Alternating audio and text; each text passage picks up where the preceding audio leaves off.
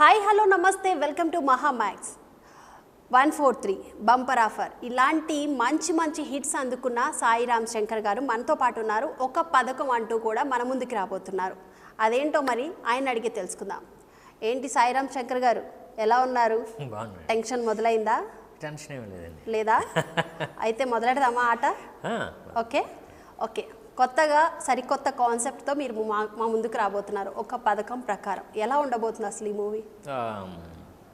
ఆ టైటిల్లో ఏదైతే మనం ఎక్స్పెక్ట్ చేస్తాం అంటే టైటిలే ఒక చిన్న క్రైమ్ జోనర్ టైటిల్లా ఉంటుంది కాబట్టి సినిమా కూడా అలాంటిదే.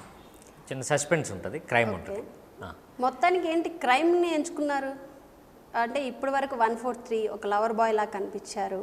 మళ్ళా బంపర్ ఆఫర్లో అసలు మామూలుగా యాక్టింగ్ కాదు అది. ఇవన్నిటిని వదిలేసుకొని క్రైమ్లోకి వెళ్ళారేంటి? లేదు, ఒక్కొక్క జోనర్ అండి. కొత్తగా ట్రై చేద్దాం. ఇంతకుముందు చేశాను, క్రైమ్ చేసా. డేంజర్ అనేది కూడా క్రైమ్ అయ్యేది కదా, అది కూడా చాలా బాగా హిట్ అయింది. సో లేదు అంటే ఈ జోనర్ నా దగ్గరికి వచ్చింది. క్యారెక్టర్ కూడా బాగుంటుంది, లాయర్ క్యారెక్టర్. సో క్యారెక్టరేషన్ బాగుంది. బేసిక్గా డైరెక్టర్ కూడా చాలా వర్త్ క్యాండిడేట్, నన్ను బాగా ప్రజెంట్ చేస్తాడు. ఇవన్నీ చూసే డైరెక్టర్ మీ ఫ్రెండ్ అని విన్నాము, విజయ్. అవునండి, వినోద్ విజయన్ అండి, ఆయన కేరళ. కాకపోతే నాకు నా ఫస్ట్ ఫిల్మ్ నుంచి నాకు పరిచయం.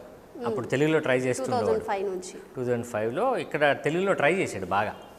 అప్పుడు నాకు కథ చెప్పాడు. సో మీకు ఇప్పుడు లైఫ్ ఇస్తున్నారు అనమాట, మీరు ఆయనకి లైఫ్ ఇస్తున్నారు అనుకోవచ్చు. లేదు, ఎందుకంటే సినిమా బాగుంటే చాలా మందికి ఉపయోగపడుతుంది కదండి.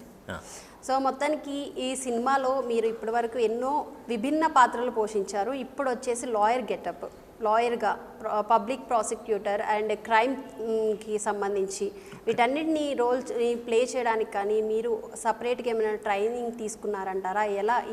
ఎలా వర్కౌట్ చేశారు ఈ సినిమా? తీసుకున్నాను, నేను ట్రైనింగ్ తీసుకున్నాను.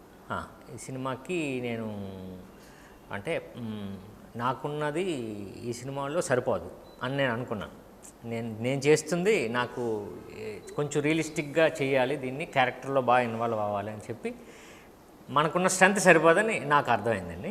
సో అప్పుడు డైరెక్టరు ఒక నేషనల్ స్కూల్ ఆఫ్ డ్రామా నుంచి ఆయన ఫ్రెండ్ని పిలిపించి నేను ఒక 1 month ఈ క్యారెక్టరే కాకుండా అసలు ఇన్వాల్వ్మెంటు దానికి ఏం చేయాలి అనేది టోటల్గా 1 month నేను ట్రైనింగ్ తీసుకున్నాను.